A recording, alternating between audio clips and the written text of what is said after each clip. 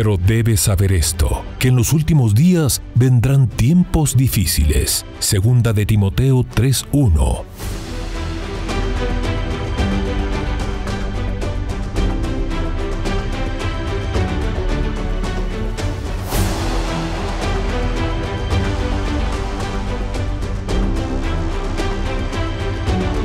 Mas para vosotros los que teméis mi nombre, nacerá el sol de justicia, y en sus alas traerá salvación. Malaquías 4:2. Bienvenidos a El Reloj de Dios. Las noticias actuales con el enfoque bíblico que muestra nuestro tiempo y ubicación. El enfrentamiento entre palestinos y la policía israelí en la explanada de las mezquitas. A medida que la guerra continúa, el número de personas que huyen.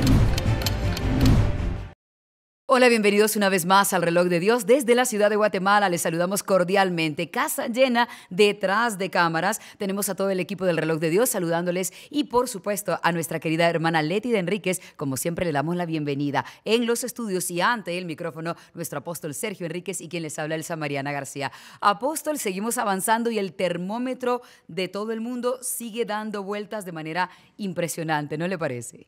Absolutamente, Elcita. Todas las cosas que estamos viendo constantemente nos anuncian esa esperanza bienaventurada para todos nosotros. Para algunos, temible, ¿verdad? Para algunos, temible. Como aquel estudiante que sabe que viene un examen y no ha estudiado, ¿verdad? Tal cual, dice, ¿por qué no me preparé? Pero aquellos que estudiaron y lo reciben con alegría, me imagino yo, ¿verdad? Porque van a corroborar cuánto aprendieron. En el caso nuestro, creo que hemos estado suplicándole al Señor constantemente que nos tome por dignos de escapar de las cosas que vendrán, y al ver que se aproximan las mismas, nos damos cuenta que la misericordia de Dios está con nosotros y que se cumple aquel salmo tan lindo que dice con mucha claridad que aunque caigan 1000 y 10,000 a nuestros dos lados, pues a nosotros no llegará el mal, ¿verdad? Entonces, en ese sentir, vemos la noticia y sobre todo nos circunscribimos a lo que dice la Biblia. Sí. Platicábamos contigo acerca de por qué insistimos tanto, sobre todo el reloj de Dios, pues es obviamente una temática que nos habla de la noticia, sí, claro, de la noticia actual, pero que es una noticia que se dio hace mucho tiempo. Y yo estaba expresando, te voy a volver el micrófono en un ratito, pero solo déjame contarte esto. Yo estaba expresando, pensando quizá que algunos hermanos puedan estar pensando también ellos al respecto de por qué hablamos tanto de la venida del Señor, ¿verdad? Sí. ¿Por qué tanto de la venida del Señor? ¿Que no tienen otro tema? ¿Por qué no nos enseñan a cómo controlar la ira? ¿Por qué nos enseñan a cómo hacer un presupuesto?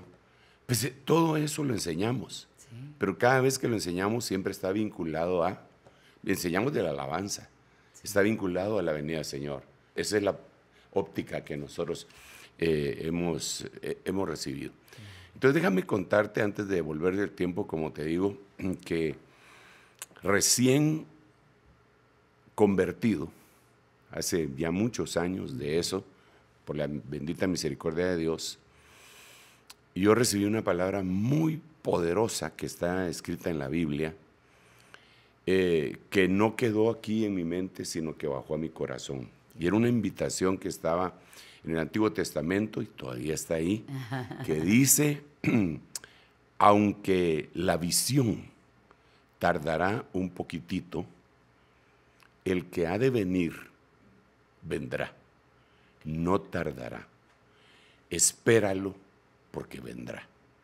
Entonces yo lo tomé como una instrucción, como una orden, como una esperanza, y si tú quieres, como mi grito de batalla, ¿verdad? Claro. Espéralo, porque de cierto Él vendrá.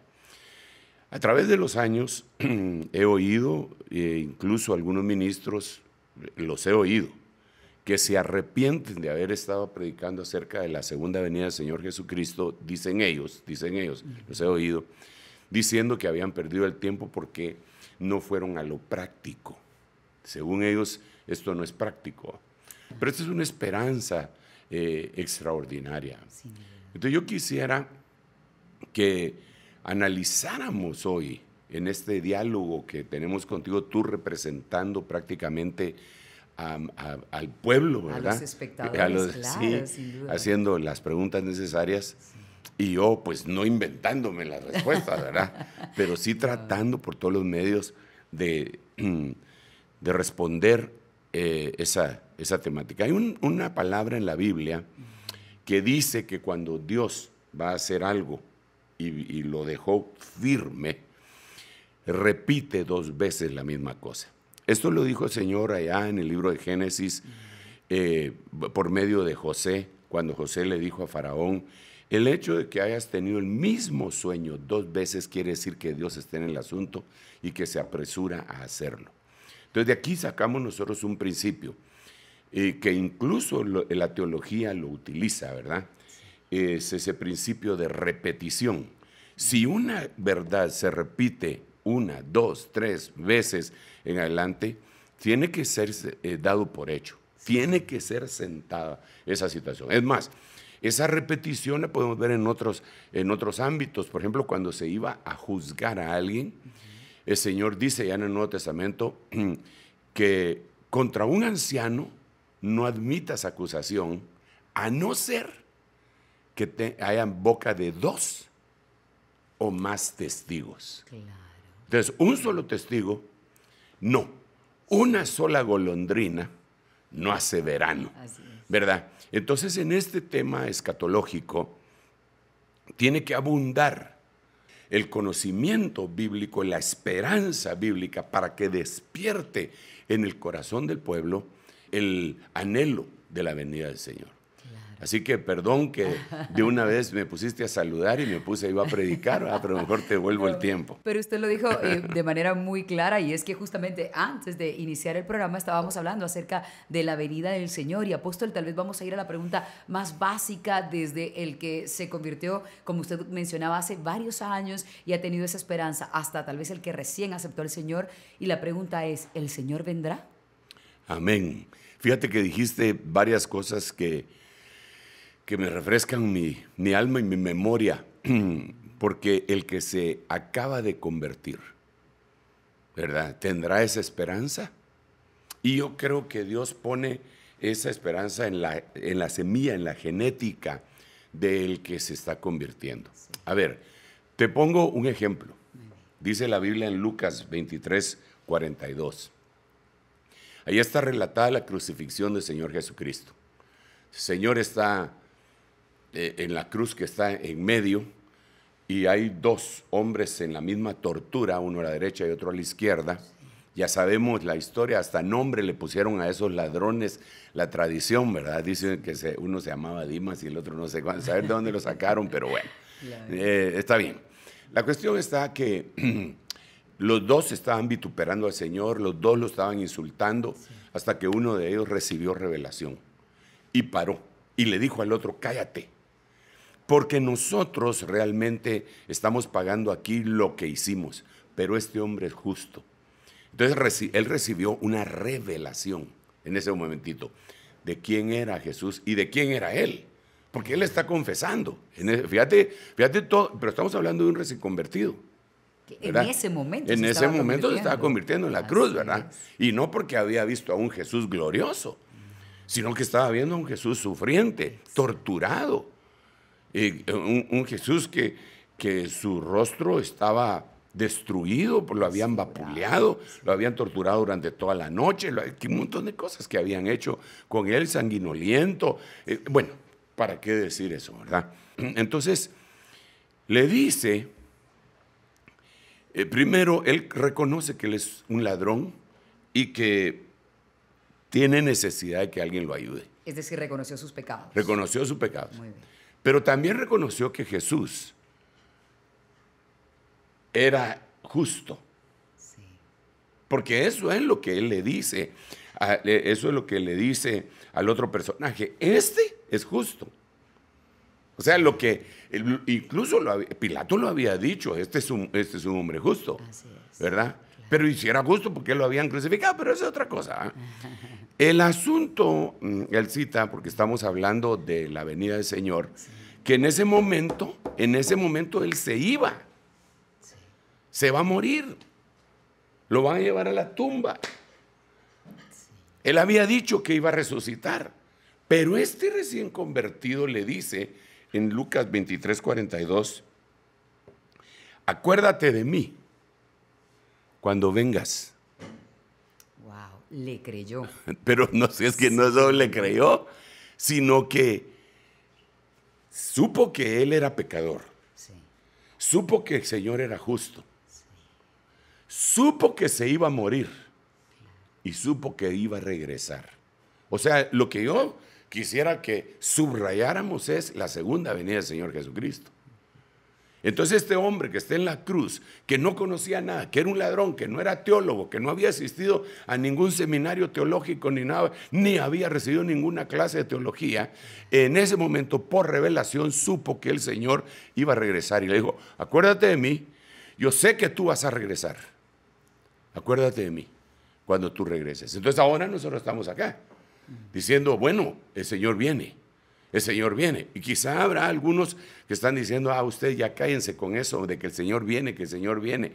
Pero aquí vemos a un recién convertido que desde sus inicios tenía el anhelo. Yo creo con todo mi corazón que cuando uno de veras se convierte al Señor, quiere verlo, quiere servirlo, quiere adorarlo, quiere alabarlo, quiere vivir con Él como el exendemoniado gadareno que se quería ir con Él en la barca y que el Señor le dijo, no, tú quédate a predicar aquí, ve a los tuyos y cuenta las grandes cosas que Dios ha hecho contigo.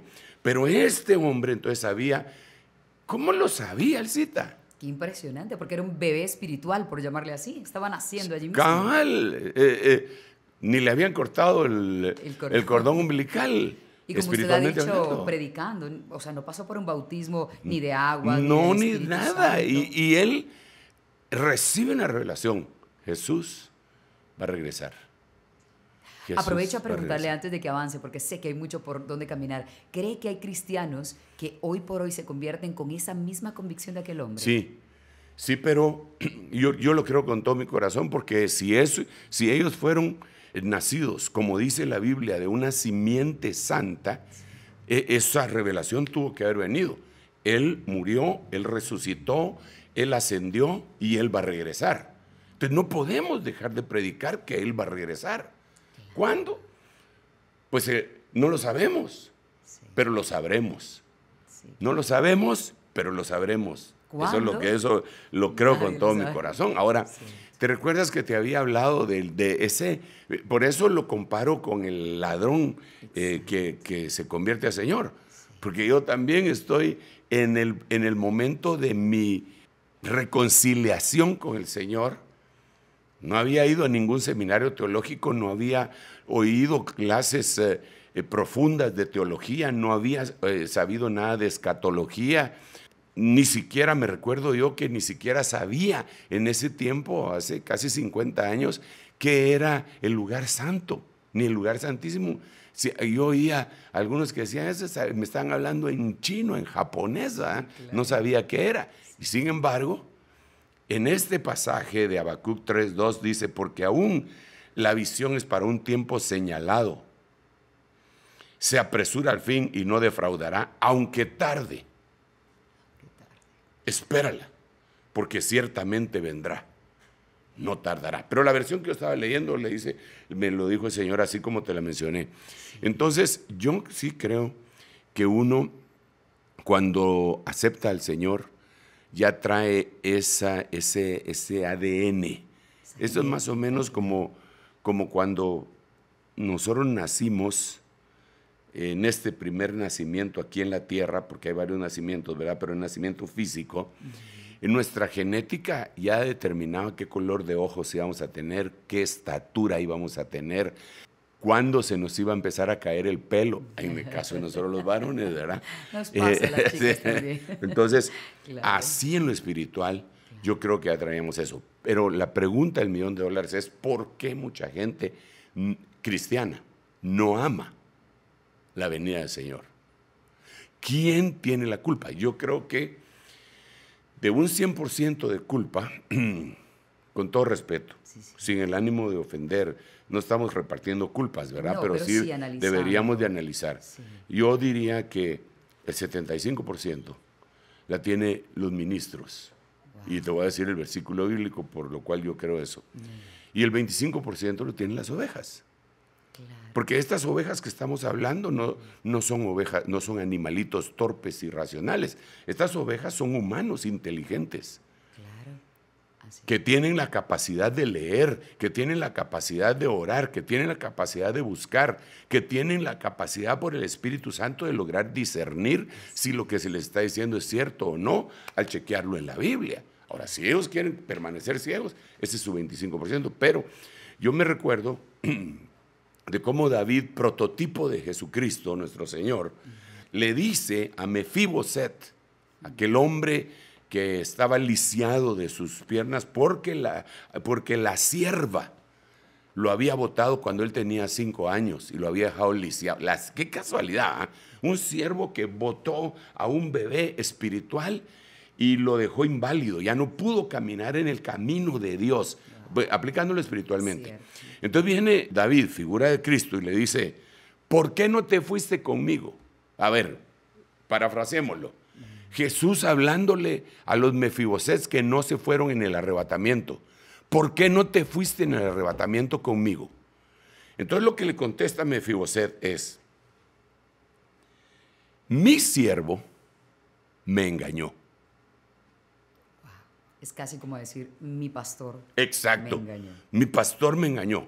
Me predicó otras cosas que no eran tan importantes y dejó de mencionarme la venida del Señor y de enseñarme a amar la venida del Señor.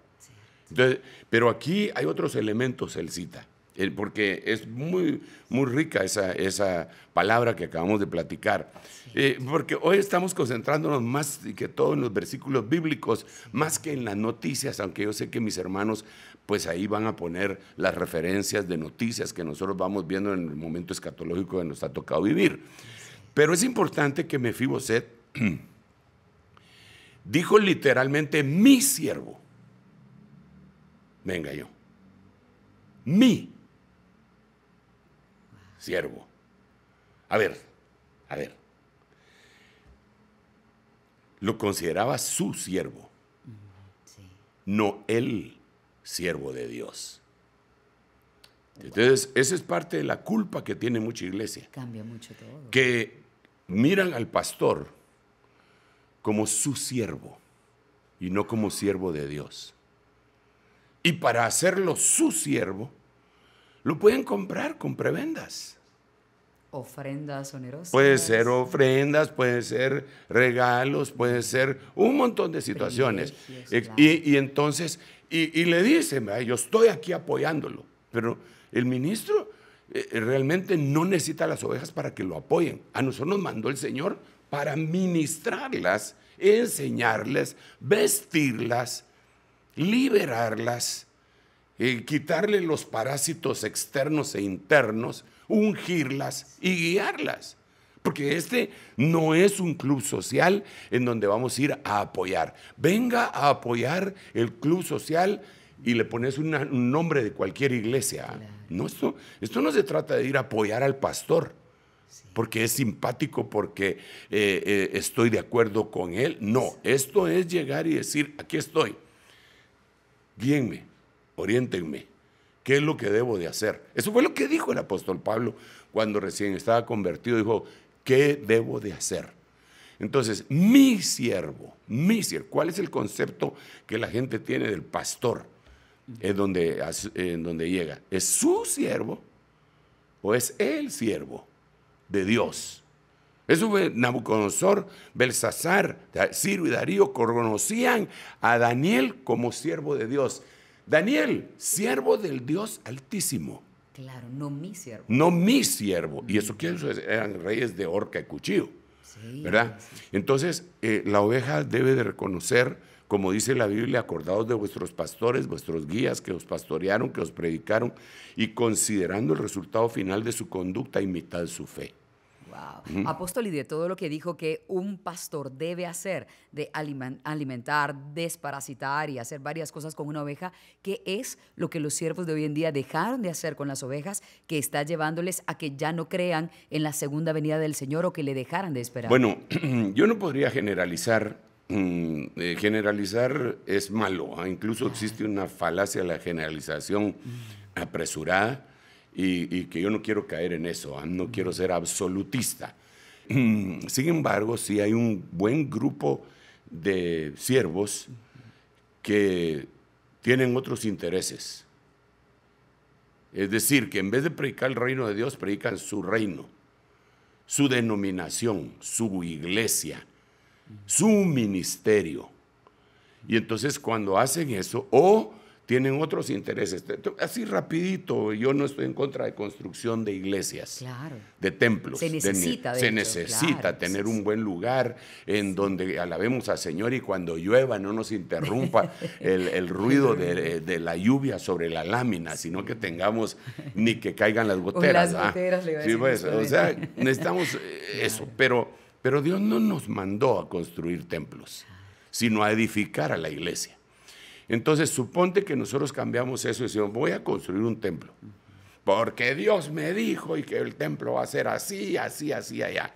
Y para construir el templo vamos a necesitar varios millones de quetzales o de dólares. Entonces, ahí se puede empezar a perder la visión, porque entonces, incluso si vas a hacer un culto, va a estar pensando la gente en el presupuesto de lo que va a sacar ahí para su visión. Cierto. Yo no lo creo así, yo creo que cuando Dios da una visión, también da la provisión.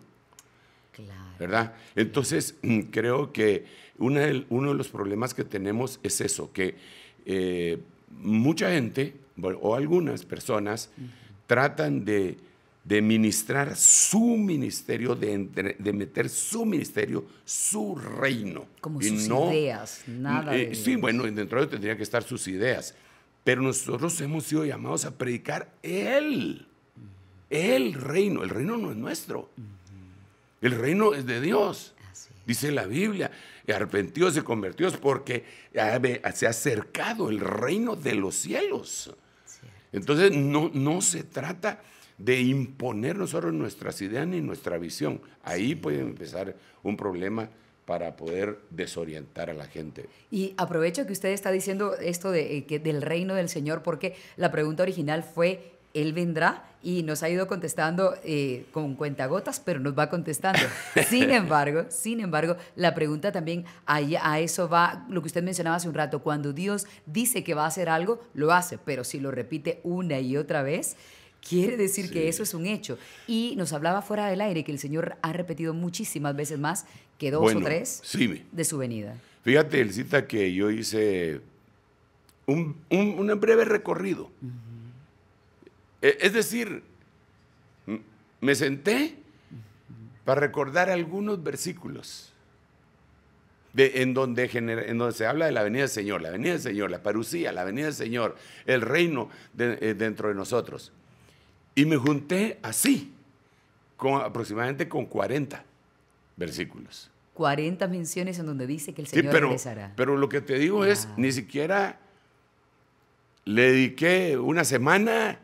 Bueno, le he dedicado toda mi vida, ¿verdad? Sí, claro. Y por eso se me venían los versículos también, pero no es que haya hecho una búsqueda exhaustiva y me salía humo de la cabeza. No.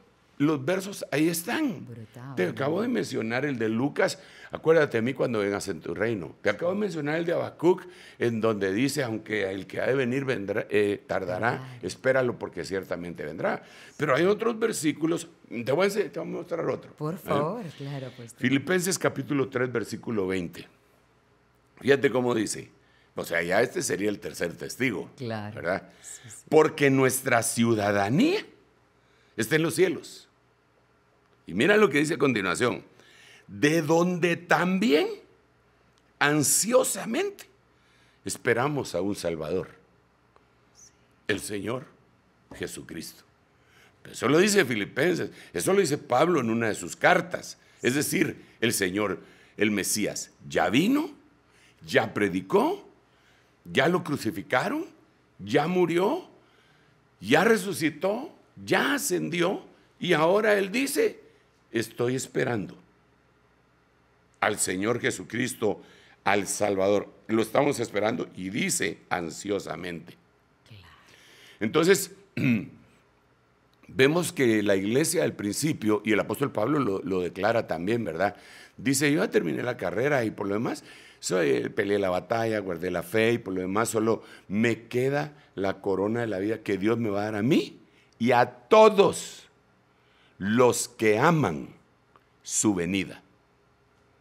Entonces, si la iglesia no le enseñamos a amar su retorno, si la iglesia cree que este es un cuento de hadas, si la iglesia cree que esta es una utopía o una ciencia ficción cristiana, no está amando la venida del Señor, no recibirá esa corona. Y Dios dice que nosotros tenemos que enseñarles a amar, a amar la venida. Entonces, aquí sería de que yo me preguntara a mí mismo, tú te preguntaras a ti misma, y todos los oyentes se preguntaran a sí mismos, ¿amamos la venida del Señor?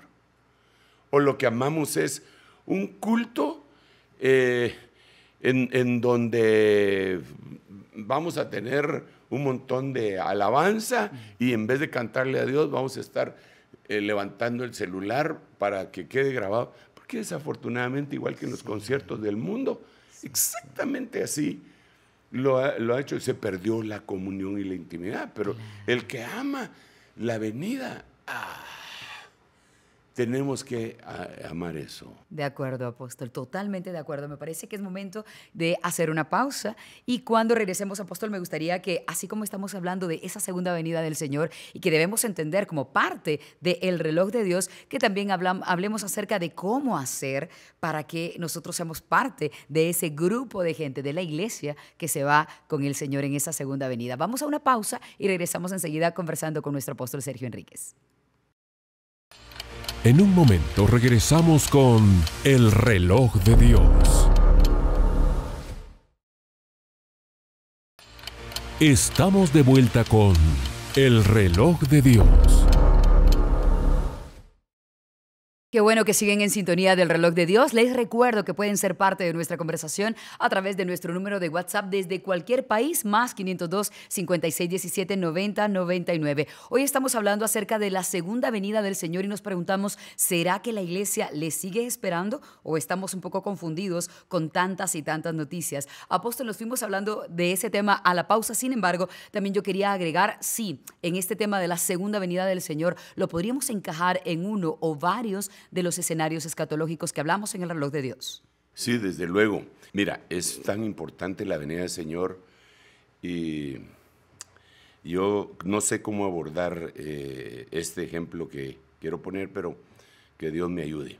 Hace algún tiempo oí a un ministro muy connotado con una oratoria de las mejores que yo he escuchado atacar el punto de la venida del Señor, ¿verdad?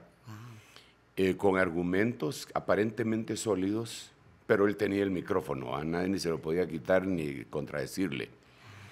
Y me recuerdo que estaba en un evento él, en donde había miles de gentes, entre ellos muchísimos pastores que le decían amén. Y de regreso a su casa, en unos días de esos cercanos, su avión personal, su avión particular, cuando regresaba a las Bahamas, que ahí estaba su sede, se chocó con una grúa que había en el aeropuerto y murió él y todo su equipo. Y yo, pues no soy el acusador, reprendo en el nombre de Jesús, claro. Pero no dejó de asaltarme la idea diciendo, ¿no será que Dios quiere quitar a aquellos que le quieren quitar esta esperanza al pueblo de Dios? Porque cuando nosotros vemos en el Cantar de los Cantares, dice que la iglesia, que está tipificada en la mujer del Cantar de los Cantares, dice que perdió al amado. Es decir, hay una iglesia que está enamorada de Cristo, pero perdió contacto. Entonces dice ella, que el amado llegó y le tocó la puerta y ella dijo, ay, ya me lavé, ya me limpié, ya estoy descalza, me voy a tener que levantar otra vez. Y en lo que estaba, el amado se fue. Cuando ella salió, dice que gotas de mirra cayeron del picaporte, ¿va? Entonces ella se asustó. Y entonces dice la Biblia en Cantar los Cantares, y tras su hablar se fue mi alma. Entonces se fue a buscarlo. ¿Dónde estaba su amado?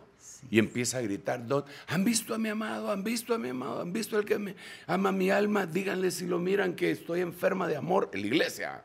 Pero me llama mucho la atención que dice, me encontraron los guardas que rondan la ciudad, que son los ministros, y me golpearon, y me quitaron mi chal de novia. A la iglesia. A la iglesia. Entonces hay cierto grupo de ministros que le quitan la esperanza a la iglesia de que se va a casar. Y la golpean, espiritualmente hablando, ¿verdad? Sí. Con palabras.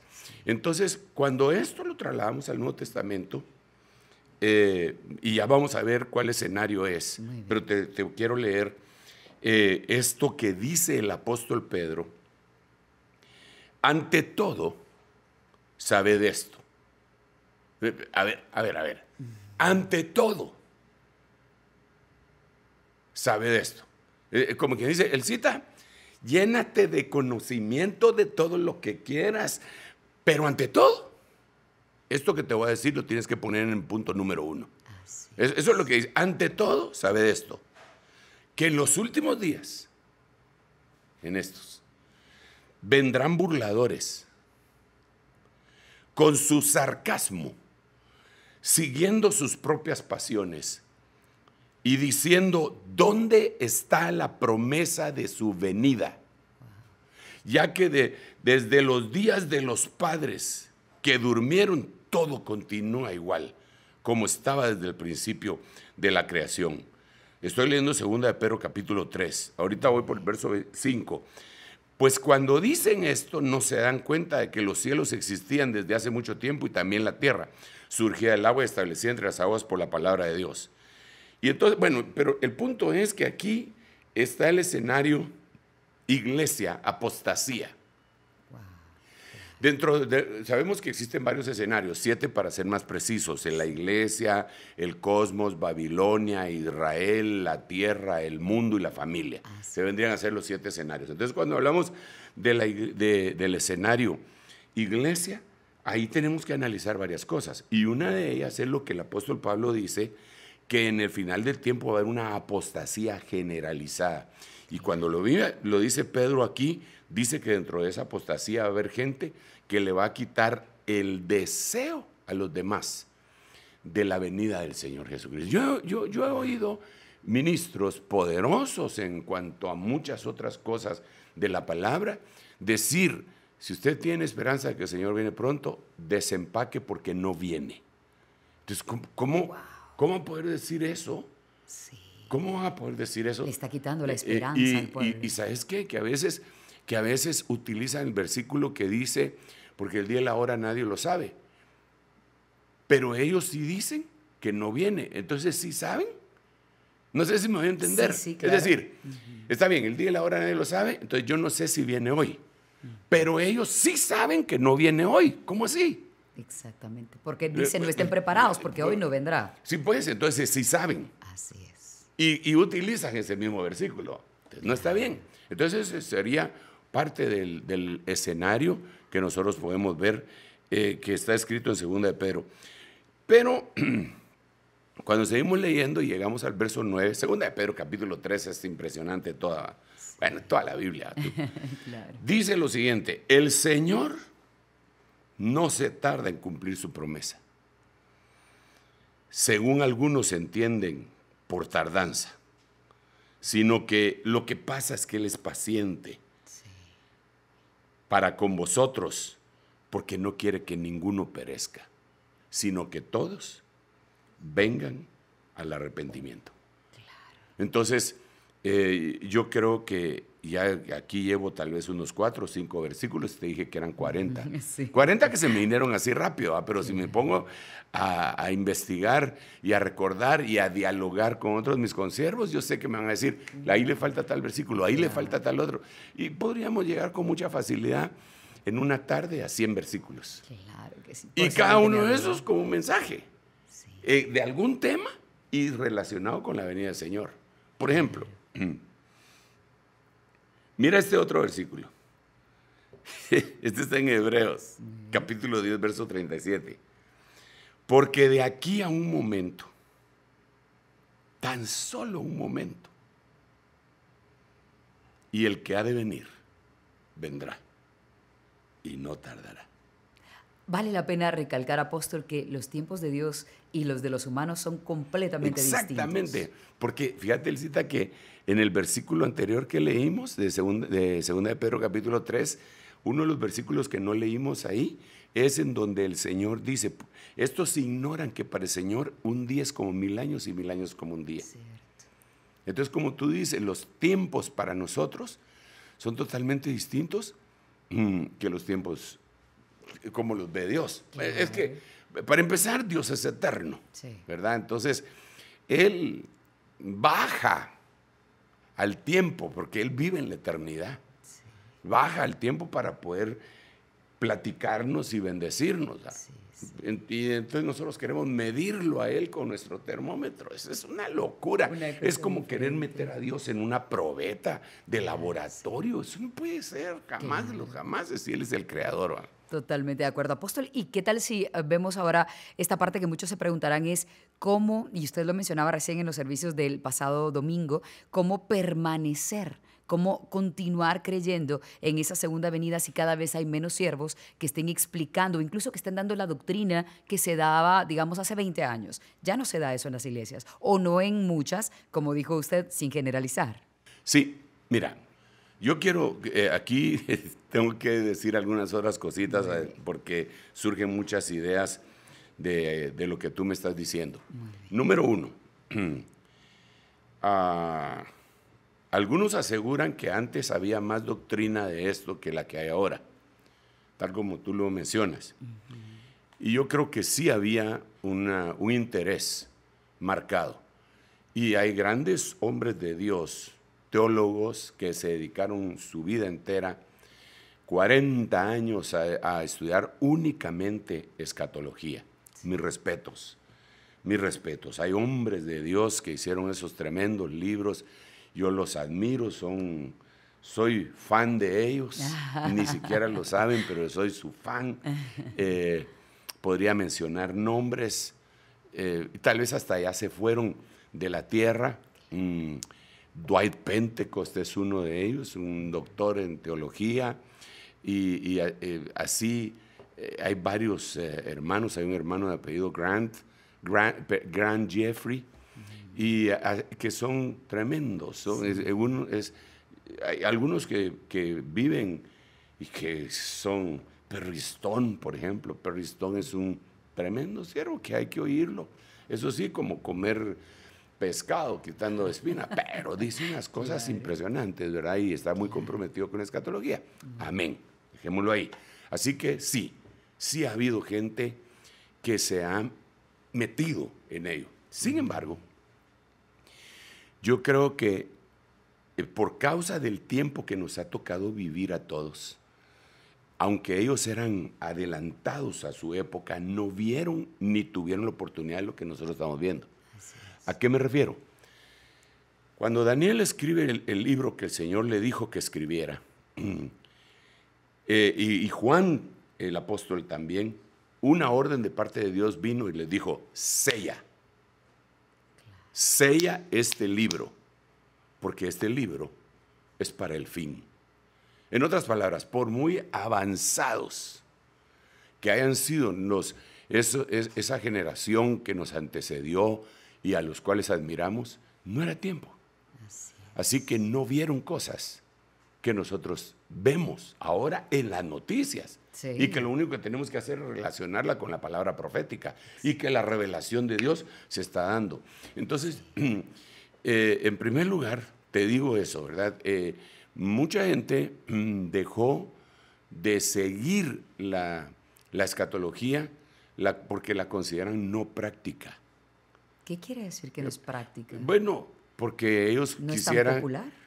No necesariamente popular. Lo que pasa que uno de los términos que se utiliza cuando se habla de escatología es futuristas.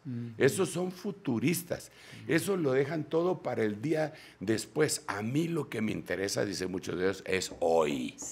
Sí, pero a eso le llaman ser práctico. Pero nosotros tenemos que ver que estamos tratando con un Dios que es el mismo de ayer, hoy y por siempre. Sí. Entonces tenemos que ver que tenemos que ver el futuro. Y en el futuro, dice el apóstol Pablo, me espera la corona. No podemos dejar de pensar en el futuro. Esos son los versículos que estamos hablando, ¿no?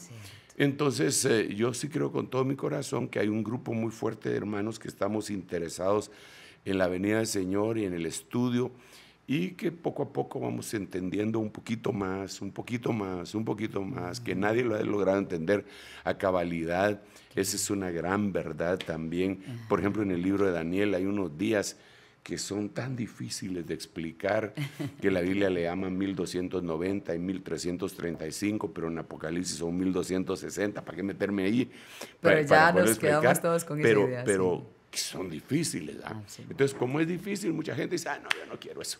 Sí. A mí que me hablen de la samaritana, que tenía 5 maridos, y que el que en ese momento tenía tampoco era su marido.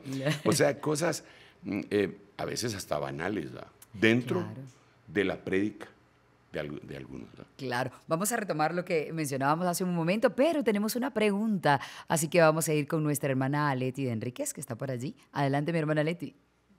Gracias, Elcita. Pues no sé dónde va a encajar mi pregunta, pero porque ya te adelantaste mucho de lo que estabas hablando del siervo que fue engañado, ¿va? Cuando el Señor le pregunta a Mefiboset, ¿por qué no me seguiste? Y él dice, es que mi siervo me engañó. Entonces, pero un día, Dios, o sea, Dios, el Señor, David, en este caso David, ¿verdad? Dice, hoy tengo ganas de hacerle misericordia a alguien. Sí. Entonces viene a su mente, ¿habrá alguien de la casa de Saúl a quien pueda hacerle misericordia? Y entonces otro siervo le dice, sí, hay uno que vive en Lodebar, que es nieto de Saúl, pero está lisiado de sus pies. Lo manda a llamar y lo sienta a la mesa, ¿verdad? Entonces, a la mesa del rey. Entonces, ¿será que eso es como una segunda oportunidad que Dios da para aquellos que se quedaron engañados, pero que su corazón era, ¿qué te dijera yo? Era limpio delante del Señor. Era limpio, pues ellos fueron engañados, inocentes, esa es la palabra. Eran inocentes porque fueron engañados. Entonces, ¿habrá otra oportunidad para esas personas? Si el rey los manda a llamar, a sentarse a su mesa. Sí, el problema que vemos acá, si nos dedicamos a Mefiboset, tiene una riqueza extraordinaria y una enseñanza hermosa, pero hay que tomar en cuenta la cronología de los eventos. Cuando David llama a Mefiboset, todavía no está siendo perseguido él por Absalón, ¿verdad? Él lo llama, un día que así como tú lo dices, se levantó y dijo, ¿habrá alguien en la casa de Saúl a que yo le pueda hacer misericordia? Entonces le dicen de Mefiboset, lo manda a llamar. Pero después es cuando David sale huyendo y Mefiboset no lo sigue. No lo siguió. ¿Verdad? Ajá. Entonces la oportunidad fue antes. Entonces aquí lo que tenemos que averiguar es, tomando ese ejemplo, ¿por qué no lo siguió? ¿Por qué no lo siguió? La primera razón es, el siervo lo engañó. Esa es la primera razón. Y lo que ya decíamos, dijo, mi siervo, no el siervo de Dios. Él tenía su propio siervo. Esa es figura de aquellos hermanos que tienen al pastor como su siervo y no como el siervo de Dios. Eso es una de las cosas. Pero otra cosa es que este Mefiboset siempre había tenido problemas con los siervos, porque la que lo dejó lisiado fue una sierva, que no conocía el pacto que tenía Jonatán con David. Entonces esto es figura de gente que no conoce el pacto que tiene Jesús con nosotros. Y entonces le ministra miedo a la gente y la gente queda lisiada espiritualmente hablando y no pueden caminar en el camino de Dios. Pero aquí hay otro elemento para ministrar a Mefiboset, ¿va? Sí. No estoy hablando mal de Mefiboset, sino que estoy tratando de hacerle un perfil, no un psicoanálisis, ¿va? Sino que un espirituanálisis. Otro de los problemas que él tenía eran sus ancestros, de dónde venía él, de Saúl. Entonces, cuando nosotros estamos ministrando gente que se deben de ir con el Señor y que no se tienen que quedar, lo primero es que tendríamos que ministrarles ancestros. Lo segundo que tendríamos que ministrarles es de qué iglesia vienen, quiénes fueron sus pastores, qué les hicieron, porque puede ser que se han venido de otra iglesia porque los trataron muy mal, pero nunca recibieron ministración acá, a la nueva iglesia donde llegaron, a la nueva congregación. Entonces se quedaron amargados, ¿verdad? Ya con una experiencia mala de lo que era el evangelio, pero como sí amaban a Dios, entonces no se fueron al mundo, pero se quedaron lesionados, lisiados. Entonces a ellos hay que ministrarles los ancestros biológicos y los ancestros espirituales. Esa sería la oportunidad. Pero la cosa se nos pone seria. Claro, mucho. Que Dios nos ayude y nos haga ministrados. Bueno, hoy estoy predicando en vez de ver las noticias. Aleluya. No, gracias, mi hermana Leti. No, pero tiene mucha relación con lo que venimos platicando todo el tiempo acerca de cómo tratar de estar preparados para la segunda venida del Señor. Pero también retomamos el tema de por qué ya nos está hablando de eso, por qué se dejó de dar la doctrina. Y también hablábamos de cómo permanecer, cómo no perder la visión de lo que tendríamos que tener los cristianos, que es esa novia que es arrebatada, ¿cierto? ¿Cómo caminamos hacia allá? Yo creo, Elcita, que nosotros debemos de enfermarnos. Enfermarnos. Sí, pero de amor, ¿va? Ah, muy bien. Un amor enfermizo. Exacto, porque es que la novia que aparece en Cantar los Cantares dice, si miran a mi amado, díganle que estoy enferma de amor. Cierto. O sea, está profundamente enamorada. Claro. Cuando lo vemos desde diferentes ángulos, este mismo sentimiento, miramos, por ejemplo, mira lo que dice este Salmo 130 y podemos decir otras cosas referentes a esto y los vamos a mencionar. Mi alma, 130, verso 6. Mi alma espera al Señor. Ojo con esto, no dice mi alma espera en el Señor. No. Que es bueno, esperar en el Señor. Esperar en Él, difícil sé que es, dice un cántico, sí, mi mente dice no, pero bueno, todo lo que digamos. Pero aquí dice, mi alma espera al Señor. Claro. No es lo mismo esperar en que esperar al. Por supuesto. ¿Verdad? Entonces, mi alma espera al Señor más que los centinelas a la mañana. Claro. Sí, más que los centinelas al amanecer. Ahora mira, solo el ejemplo que pone el salmista, un centinela, a eso a las 4:30 de la mañana, que pasó en vela toda la noche, y que sabe que si cabecea y lo agarra su jefe, ya cachó, dicen en el ejército, y ya se lo llevó el río. Claro. Y entonces él está esperando. Alerta. Esperando en el Señor, esperando en el Señor, esperando. Bueno, él en la madrugada, pero la comparación que se hace es, así deberíamos estar esperando al Señor. Ya no aguanto, mi alma, ay, cuando vendré y me presentaré delante de ti, decía el salmista también, ¿verdad?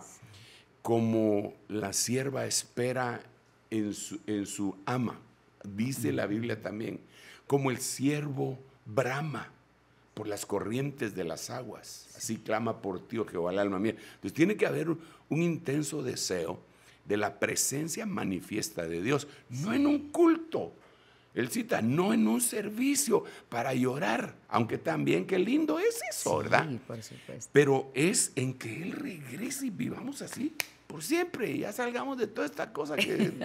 Sin tanto trámite.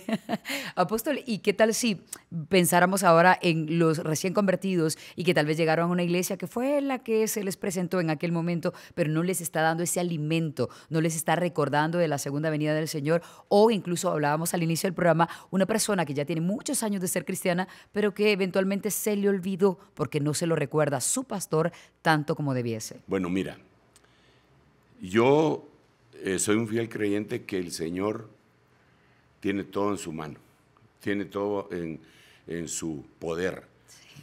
Cantábamos ese himno hace mucho tiempo, Dios tiene a todo el mundo en su mano. Pero sí. Bueno, ok. Entonces, el tiempo que nos ha tocado vivir a nosotros, que es este tiempo final, sí, es un tiempo de mucha información, muchísima información. Sí. Nosotros mismos estamos saliendo con el reloj de Dios y así hay otros siervos que salen con verdades bíblicas que las ovejas, aunque uno les diga que tengan cuidado, que no oigan, al final de cuentas terminan oyendo y ellos van a tener que evaluar.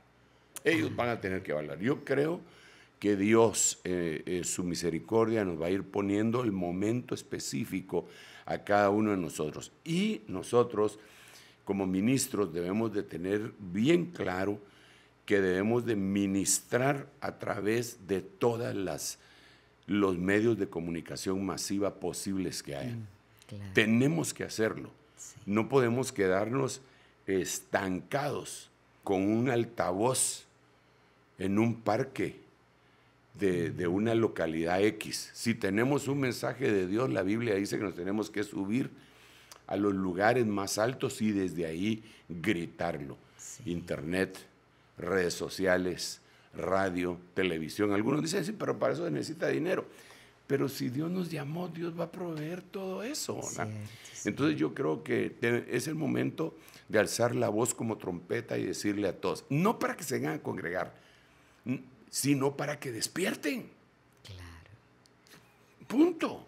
Para que vean lo que vendrá. Sí, no es hacer una mega iglesia, sí, que ni siquiera los vamos a poder atender, pero es sonar el shofar para que despierte la gente y diga, yo necesito esto, buscarlo, y si se pueden congregar, pues que se congreguen, y si no, pues que no sé, Dios sabrá, Dios es el que sabe. Sin duda. Apóstol, hay una variedad en realidad de espectadores del Reloj de Dios. Yo siempre le digo que le mandan saludos todo tipo de personas, jovencitos Gracias. En los cafés, señoras haciendo súper, es decir, siempre tenemos la oportunidad de saber que están viéndolo, pero también hay muchos ministros.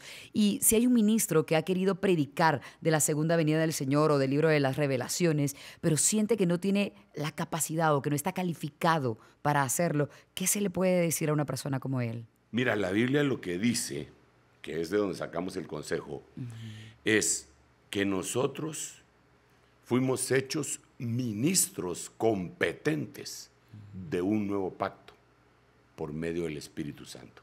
Sí. Entonces, cuando nosotros nos dejamos llenar por el Espíritu Santo y buscamos esa llenura constantemente, por muy ineptos que seamos, el Señor nos convierte en ministros competentes. También dice la Biblia en el libro de Hebreos que la sangre rociada nos hace aptos para toda buena obra. Sí. También tenemos que creer la palabra escrita y, por ejemplo, Apocalipsis dice que Apocalipsis es un libro para los siervos. Así dice la revelación de Jesucristo que Dios le dio y la envió para mostrar a los siervos las cosas que han de suceder pronto. O sea, Apocalipsis es para los siervos, es para los que sirven al Señor. Entonces, quizá se han quedado varados porque los limitaron, porque les dijeron, usted no sabe nada, usted mejor no se meta en eso. Claro. Pero eso es una mentira. Si Dios lo llamó, Dios lo va a equipar. ¿Verdad? Y pues aquí estamos todos equipándonos mutuamente, ¿verdad? Claro. Yo quisiera antes de que, porque creo que el tiempo nos va avanzando, y yo he estado insistiendo que cualquier tema que nosotros toquemos, alabanza, administración, liberación, remendar al que está roto, como dice la Biblia, la palabra catartizo quiere decir remendar. Toda está relacionada con la venida del Señor. Pero hay una que nos habla de dones, carismas. Entonces, yo digo, ¿para qué son los dones? Porque la Biblia los menciona en 1 Corintios capítulo 12, también están los frutos del Espíritu Santo, pero ¿para qué son los dones? Y entonces Pablo dice lo siguiente, 1 Corintios 1:7, mira qué tremendo, de manera que nada os falta en ningún don. Le está hablando Pablo a los corintios, pero a nosotros también. Nada os falta en ningún don, esperando ansiosamente la revelación de nuestro Señor Jesucristo. ¿Para qué sirven los dones? Para esperar ansiosamente la manifestación del Señor. Entonces, si nosotros dejamos de pensar en la manifestación del Señor, nos quitaron todo. Sí. Por ejemplo, la Biblia dice que el que tiene esta esperanza se purifica a sí mismo. Claro. Pero si hay un cristiano que no tiene la esperanza de que Jesús viene pronto y dice, esas son charadas, están con eso desde que mi abuelito era joven, ese le quitaron el anhelo de purificación para poderse presentar delante del Señor. Ahora, tú mencionabas hace un ratito y quiero traerlo a colación, ¿cómo hacemos para permanecer?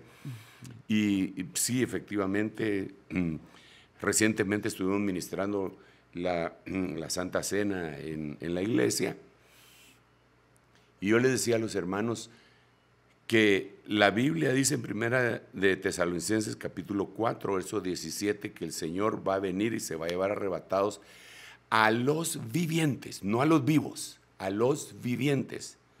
¿Cuál es la diferencia entre uno y otro? El vivo es un vivo que en el griego es bios.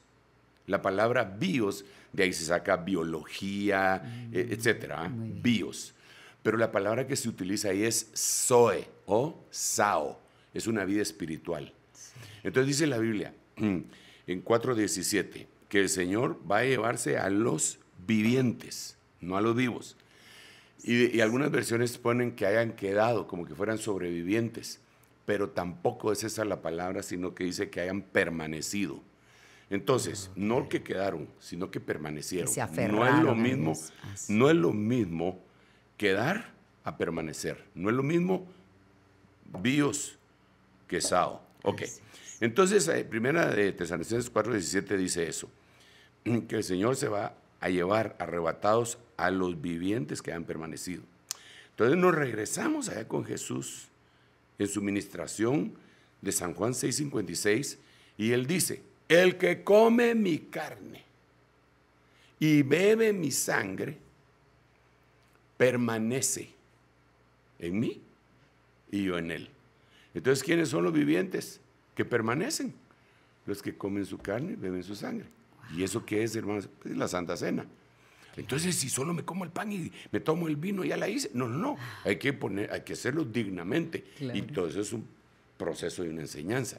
Pero qué impresionante lo que dice, porque es como estar alertas, estar a cuentas con el Señor, porque sabemos que si no lo estamos, pues no podemos ser parte de ese acto de comer la carne del Señor. Exactamente, y la sangre. Porque yo llego a la mesa del Señor y lo primero que tengo que hacer es discernir el cuerpo de Cristo. Y si yo ofendí a alguien, entonces tengo que ponerme a cuentas. Sí. Pero tal vez no lo voy a poder hacer en ese momento, ¿verdad? Sí. Pero sí en mi corazón tengo el anhelo y digo, no, yo me voy a poner a cuenta. Cuando salga de aquí, Señor, te prometo que le voy a poner un mensajito, aunque sea de mensajito o de WhatsApp, para que no me maltrate de regreso. Pero algo le voy a decir. Claro, sí. Bueno, eso sería algo extraordinario. Entonces, todo está en la venida del Señor. Y entonces quiero cerrar para este reloj de Dios diciendo, todo lo que estamos viendo, la noticia de las guerras, las amenazas, las hambres, los terremotos, el clima cambiante, la política polarizante que está polarizando a todo el mundo, el odio, el racismo, la xenofobia, la maldad quintuplicada en cosas espantosas que uno mira, dice, ¿cómo es posible que una persona se pueda comer el corazón de otra? En donde dice, ¿en qué mundo vivimos? Sí. Todo eso, todo, nos señala la venida del Señor. Y todos los versículos que están en la Biblia nos dicen cómo prepararnos para que aquello no nos afecte, porque la Biblia también dice que en el último tiempo, a causa del aumento de la iniquidad, el amor de muchos se enfriará. Yo no quiero que mi amor por el Señor se enfríe jamás. Creo que tú tampoco, y ninguno de los que nos están escuchando, viendo. Así que enamorémonos del Señor, confiemos en Él y no le hagamos mucho caso a la maldad. Como dijo el apóstol hace un momento, enfermémonos de amor. Exacto. Muy bien, con eso terminamos el reloj de Dios. Gracias por acompañarnos una vez más. Les recordamos que pueden buscarnos en cualquiera de nuestras plataformas, en Rema Estéreo 91.7 FM, en Rema TV y el canal del apóstol Sergio Enríquez, a donde les pedimos se suscriban, le den like y también compartan cada uno de los episodios. Nos encontramos próximo domingo, 9 de la noche, hora de Centroamérica.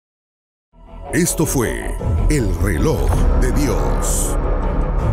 Un mensaje de esperanza en medio del acontecer mundial. Esta es una producción de Rema TV y Ministerios Ebenecer.